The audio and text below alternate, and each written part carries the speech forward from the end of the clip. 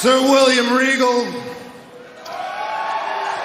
How old was I when we first met? 25, 26, something like that?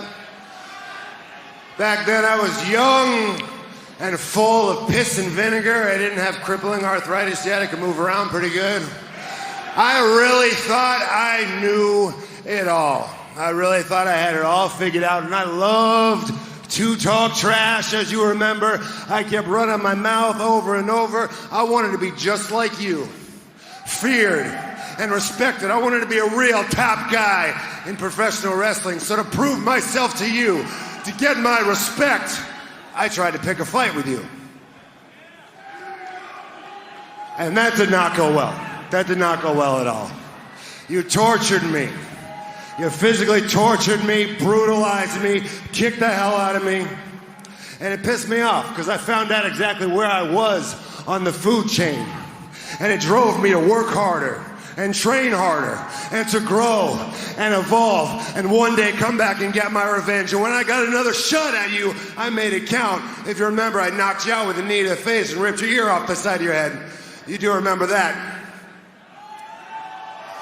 And you told me then, as you finally took me under your wing, you said, and now the real work begins.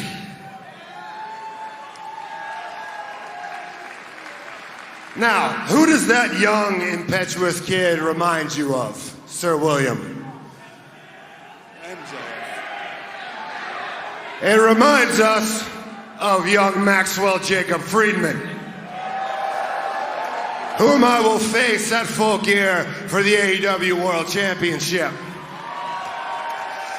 Now, I first wrestled MJF well over a year ago, probably the summer of 2020. He challenged me for the AEW World Championship, and he thought he had it all figured out back then. He thought this was his time. So I beat the hell out of him. I bloodied him up, and I sent him packing. I let him know exactly where he stood in the pecking order. But now, all these months later, he's come back around again for another shot. So the question is, what's going to be different this time? I mean, who is MJF? It's hard to figure out. He seems to be having some kind of existential identity crisis right now. Who exactly is MJF? We know the MJF that he shows to the world. He dresses very nice. He wears a fake diamond ring. He wears clothes his mom bought for him at JCPenney. He wants to put on the air of somebody rich and successful. He talks the talk of a big-time world champion pro wrestler, the kind he wants to be. But dude, I actually am a multi-millionaire, multi-time world champion, so you can't fool me. I ain't buying it. He calls himself a pillar, even though he has no idea what it feels like to have any weight on his back. What's more amusing is MJF calls himself the devil. The devil. He really does. MJF calls himself the devil. Dude, I have seen the devil.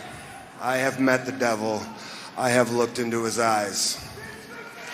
I have met some very bad people, been some very bad places, seen some bad people do some very bad things.